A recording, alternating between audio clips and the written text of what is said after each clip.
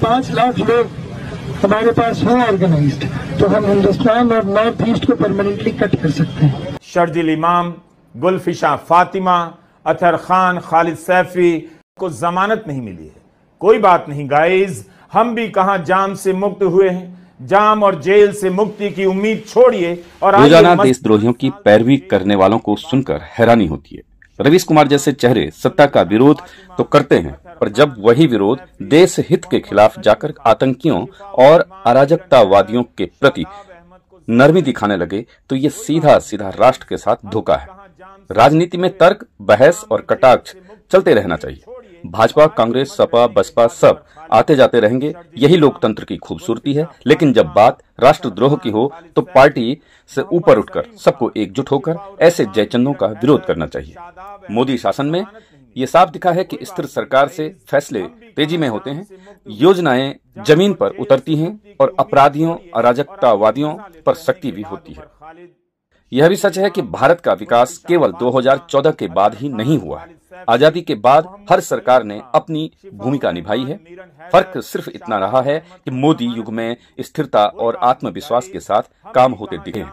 आज जरूरत है कि हम सब समझें, देश में न मोदी का राज है, न कांग्रेस का, न किसी और दल का। असली राज जनता का है। यह वही जनता जिसने कभी कांग्रेस को मौका दिया, वही जनता ने मोदी को भी सत्ता सौंपी है। कल यही जनता मोदी से नाखुश होकर फैसला बदल सकती है और सत्ता पुनः कांग्रेस को सौंप सकती है। इसलिए विपक्ष को भी मजबूत होना चाहिए। सत्ता को तर्कसंगत चुनौती देनी चाहिए, लेकिन देशद्रोहियों का समर्थन करना लोकतंत्र नहीं, राष्ट्र के साथ गद्दारी है। रवीश कुमार का यह विलाप कहीं न कहीं एक आशंका और एक शंका पैदा करता है। यह पत्रकारिता तो कहीं नहीं।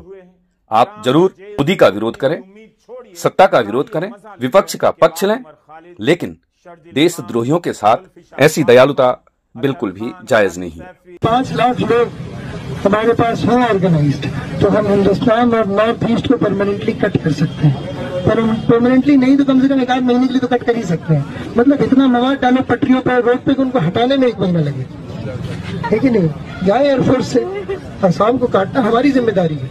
असम और इंडिया कट के अलग हो जाए, तभी ये हमारी बात सुनेंगे। 1 सितंबर की रात आसमान में बिजली फालतू में कड़क रही थी।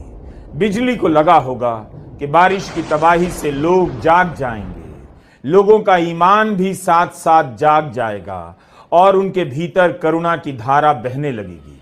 अगर इस बारिश में एफएम रेडियो वाले इसी बात पर एक गाना सुना दें कि 5 साल तक जेल में रहने के बाद उमर खालिद, शर्जिल इमाम, गुलफिशा फातिमा, अतर खान, खालिद सैफी, मोहम्मद सलीम खान, शिफाउर रहमान, मीरन हैदर, शादाब अहमद को जमानत नहीं मिली है।